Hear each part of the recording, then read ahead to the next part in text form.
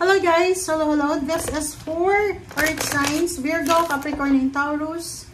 Welcome dito sa ating channel, Kapalaran 888. Please connect your intuition sa lahat ng barahan na lumalabas dito guys, okay? And maraming salamat sa patuloy na panunood dito sa aking channel. Oh wow! Great fortune! Congratulations! Okay, first card. Next card is sudden wealth. Wow, congratulations. Number 7, number 11. So, posibleng ikaw ay naghihintay ng great fortune, ng sudden wealth. Maybe tumataya ka sa lotto or sa kung ano man na contest or may involved na money. So, sinasabi ng baraha dito na posibleng ma-manifest mo yung pagtama sa lotto or sa kung ano pa man na klase ng sugal, but hindi natin ini-encourage ang mga nanonood na sumugal, okay? So, sinasabi ng baraha sa'yo dito na within the next 24 hours, posibleng makatanggap ka ng financial success, financial balance, financial flow, windfall, great fortune, good luck na pwedeng magdala sa'yo ng mabilisang pagyaman. Wow! Congratulations! Okay, tingnan natin sa second deck. Earth Signs, Virgo, Capricorn, and Taurus. Kung ano ba ang gustong ipahiwatig sa'yo. Ano bang guidance ang gustong ibigay sa'yo ng ating mga spiritual helpers. Okay. Okay, positive affirmation and burning bowl ritual. So, dito sinasabi ng baraha sa'yo na Earth Signs, Virgo, Capricorn, and Taurus na sa next 24 hours, be positive. Okay? Kailangan mong maging positibo. Kung gusto mong palaging positive yung mangyari sa buhay mo, kailangan mong magkaroon ng positive mindset, positive life, lifestyle, parang ganon.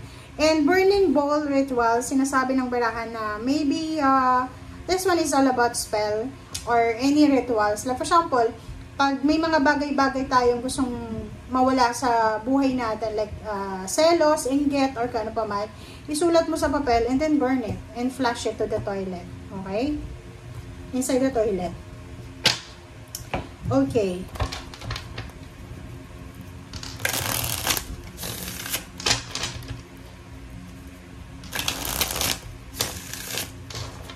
Okay. Okay. Okay, Earth Signs, Virgo, Capricorn, and Taurus. Tingnan natin. Judgment. Wow. The Star and Two of Cups. Okay, nakikita ko sa'yo dito. So, meron dito na decision making eh. Possible na if you're married or in a relationship, possible na yung karelasyon mo ay hindi siya yung pangarap mo talaga. Parang marirealize mo na, like yung iba na may makalibin partner, parang marirealize mo na this partnership is not for me. Parang may hinahanap ka. So, posibleng within the next 24 hours, mayroon kang marirealize na, kailangan ko ng magpagbabago. Magic. Four of Torches, Four of Wands. OMG. Wheel of Fortune, oh. Diba? Sinasabi sa'yo dito, Earth Signs, Virgo, Capricorn, and Taurus, ihanda mo yung sarili. Prepare yourself for this magical moment. Kasi, may magbabago sa pamilya mo. It's either financial success, or maybe may new member ng family. Pwedeng babae ka, pwede kang mabuntis. Or maybe from single, posibleng maging married ka agad-agad. Nakikita din natin dito yung travel. So, sinasabi ng baraha sa'yo dito na you will be given a chance or option, choices, para makapag-travel, para mahanap mo kung ano ba talaga ang gusto mong hanapin sa buhay mo. Okay? 9 of Cups. So, nakikita ko dito yung purpose mo eh. Yung parang meron ditong Earth Signs, Virgo, Capricorn, and Taurus na magdedesisyon siya na mangibang bansa or mag-travel, umalis sa Pilipinas, mag-travel, umalis sa probinsya because kailangan niyang hanapin ang sarili niya or hanapin yung pera. Queen of Cups, sinasabi ng baraha sa'yo dito na isang balita ang posibleng matatanggap mo na pwedeng magdala sa'yo ng peace and harmony. So like for example, may mga nag-aaway sa pamilya, may mga bagay na medyo stressful, na posibleng ma-resolve siya. So there's a new beginnings, may pag-asa, so may hope.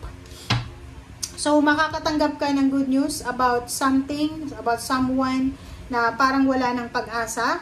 Like for example, yun, mga temptation. Halimbawa, may kapamilya ka na may bisyo, kung ano pa man, posibleng yung good news na makuha mo is bigla na siyang tumigil sa pagbibisyo.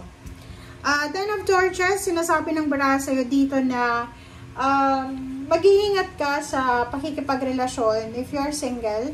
Kasi possible na yung next relationship mo ay medyo nakakapagod siya. Okay? May yung, halimbawa, sobrang gwapo, sobrang ganda, sobrang yaman, na parang nakakapagod, 'di ba? Prince of Pentacles, money, wow. So sinasabi ng baraha sa'yo dito na if you're looking for a job, looking for a relationship, sinasabi ng baraha sa'yo dito na may iba sa inyo dyan, kung single ka ngayon, may pagkakataon na makatagpo ka ng karelasyon sa loob ng trabaho, sa loob ng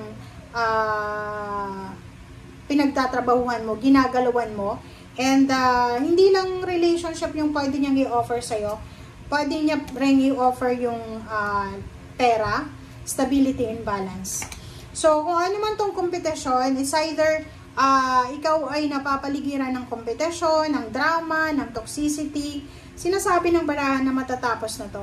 Okay? Like yung mga financial problems na yan, competition sa pera, competition sa paghahanap ng trabaho. So, nakikita ko sa'yo dito na matatapos na siya. Okay? So, konting tiis na lang.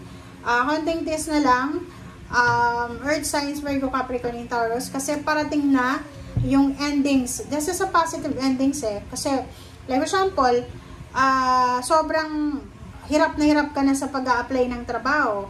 So, possible na out of the blue, milagro, kasi may magos dito eh. So, pwedeng may tumanggap sa'yo or maybe mayroong magrekomenda sa'yo sa isang business or sa isang establishment or sa isang komunidad. Okay?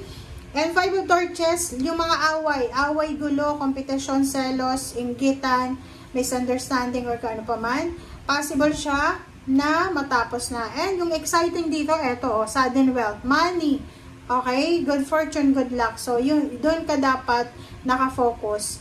So, Wheel of Fortune, so 4 of Torches, and the Mago. So, congratulations sa lahat ng mga Earth signs, Virgo, Capricorn, and Taurus. If ever man na manalo kayo sa Lotto or manalo kayo sa kung ano man na contest, or may magbago man sa inyo, lalo na sa pamilya, and kung may mga unexpected na windfall or blessings kayo matanggap within the next 24 hours. Okay? Thank you guys. Bye!